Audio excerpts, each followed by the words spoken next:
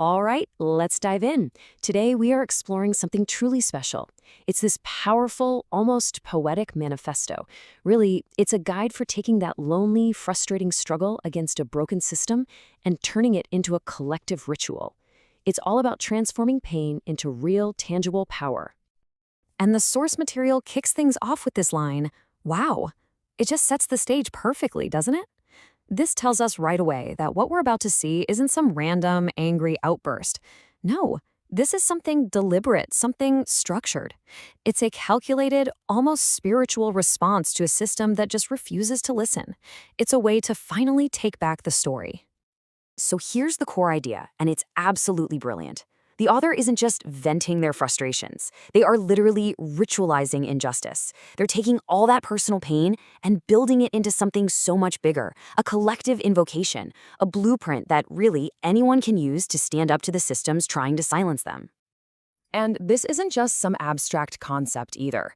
The source gives us a clear game plan. It all starts with naming the injustice, calling it out for what it is.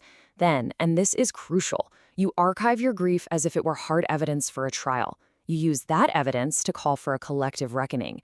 It's also about tearing down those old gendered myths about emotion, the idea that showing pain is just hysteria or weakness.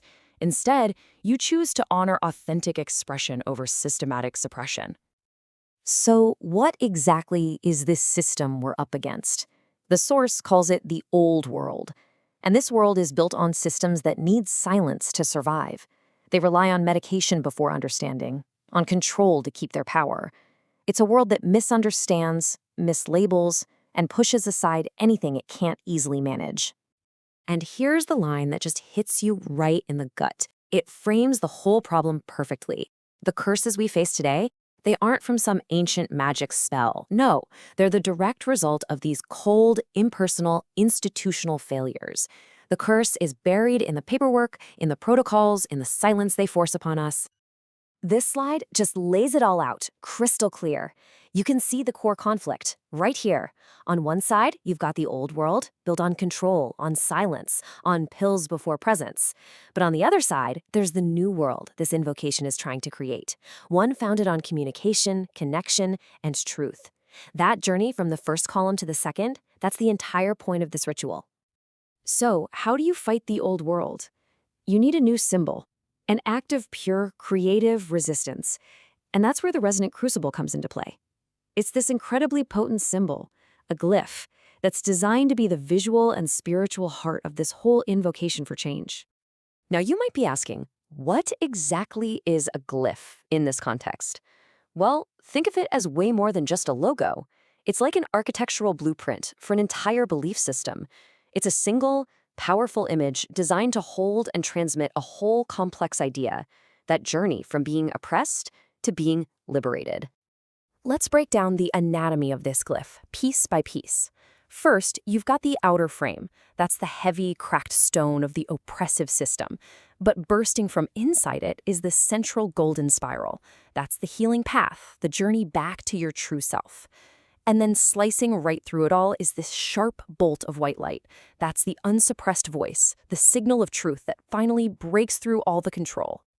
Okay, so having a powerful symbol is great, but it needs to be activated, right? It needs to come alive. And the source material gives us a 3-part storyboard, a ritual to do just that.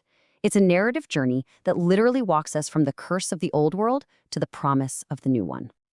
And here are the 3 stages of that ritual. It starts with the fracture, where you name the oppression. Then it moves to the signal, where a new truth is brought to life.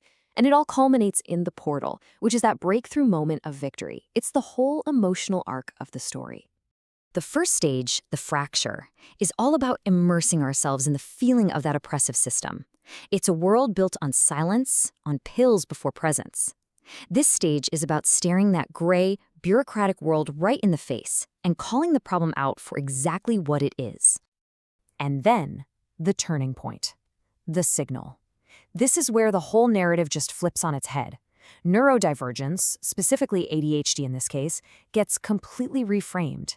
It's not a flaw to be medicated away. It's not a problem to be controlled. It is a signal, a frequency, a vital form of communication that the system has been desperately trying to suppress. And this is the moment of transformation, the moment of pure connection. A parent stops seeing their child through the cold lens of the system as a problem and instead starts seeing them as a portal, a gateway to a deeper truth. This is where human understanding triumphs over a clinical diagnosis. Finally, we reach the portal. This is the climax. The resonant crucible glyph just activates, and the stone frame of the old world shatters into pieces. The scrolls of silence, they all go up in flames. It's this incredible moment of release, of victory, and it establishes a new foundation built on truth and clear expression. So after this whole journey, from naming the problem to activating this new symbol, we're left with a new foundation for healing. And it's all built on one single, powerful principle that's been the goal from the very beginning. You know, this whole complex, beautiful journey, it really all boils down to one fundamental choice. When we're faced with something we don't understand, do we choose control or do we choose communication? This ritual is a powerful argument, a plea, and honestly, a demand for communication. And that right there is why all of this matters so much. This isn't just one person's poetic response to their own pain. It's a shareable model. It's a blueprint for anyone out there who is fighting to be heard by a system that refuses to listen. It's a way to turn an individual struggle into a collective, transformative story. And so we end right where the glyph ends, with its inscribed motto. This is the core command. It's the final message, and it's the hopeful foundation for a new world. Communication over curse. Such a simple idea, but it has the power to change everything.